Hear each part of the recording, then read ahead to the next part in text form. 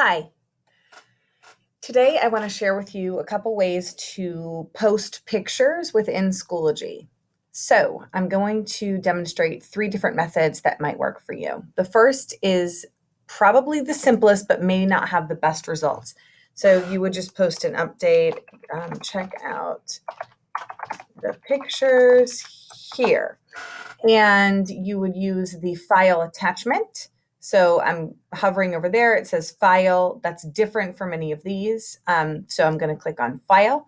And then I'm just going to share these 2 great book related pictures there. That's all they're going to look like before I hit post. When I go ahead and hit post, you'll see them this way. If it was a photograph, it would be like the thumbnail, and then it would max out in this window. But in order to see it in detail, you would have to click it here. So that is one simple method. The next method I'm going to show you is by creating a media album. So to create a media album, you go to Materials and you add materials and you click on Add Media Album. Books. And you could add a description. I'm not going to do that.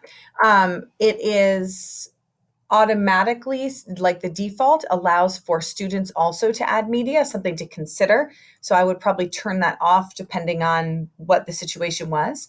I'm going to create that media album and then I attach the files. It's the same process. I just pick on, my 2 book files there, click Add Media. And now I have this media album. It's a little bit more buried in terms of access. So if I want someone to just see it, they would have to actually dig into the materials. So I might need to share a link to the materials. So to finish sharing the media album that way, I would want to get my link to the media album,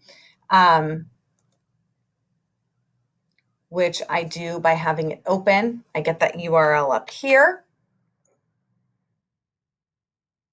I click on the updates there, check out the new media album, and then instead I'm going to attach it as a link. Okay, books. So there's an extra step associated with using the media album. So in terms of pros and cons, you don't want to post more than maybe 3, 4, 5 at the most. I mean, there's no actual limit, but or there may be an actual limit. I don't know what that limit is, but you don't want to be posting dozens of pictures in an update in this manner. So this would be for just a few.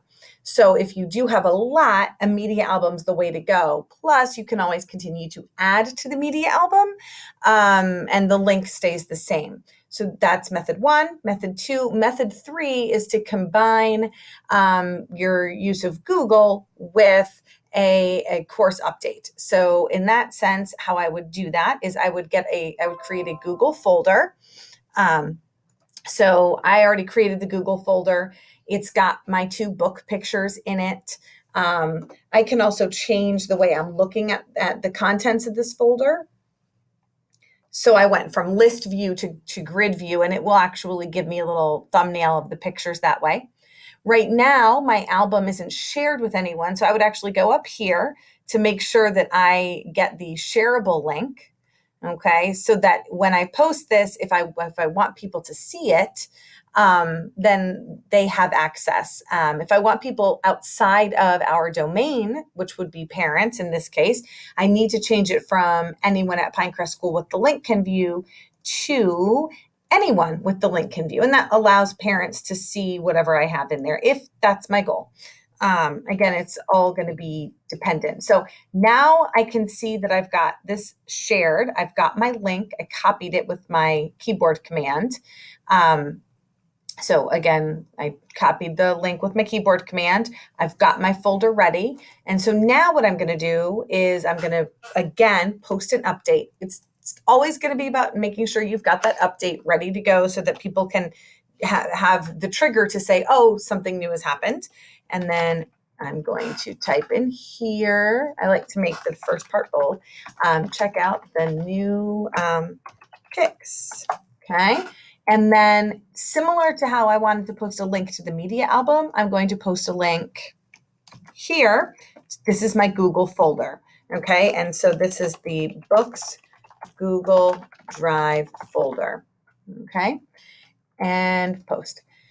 And in exactly the same way that the media album is just one link, and you would always update, it would stay updated even as you add pictures. The same is true of the Google Drive folder. So remember we're using that. Okay, so if we attach the pictures using the attach file to an update, that's the only place those pictures live, is attached to that update. If we want to create a media album, and that was with our materials here within Schoology, they'll always live in the materials section, but you would need to make sure that whoever you're sharing it with has access to that folder by giving them the link and at least letting them know where to find it the first time. But you would be able to continue to add pictures to it there.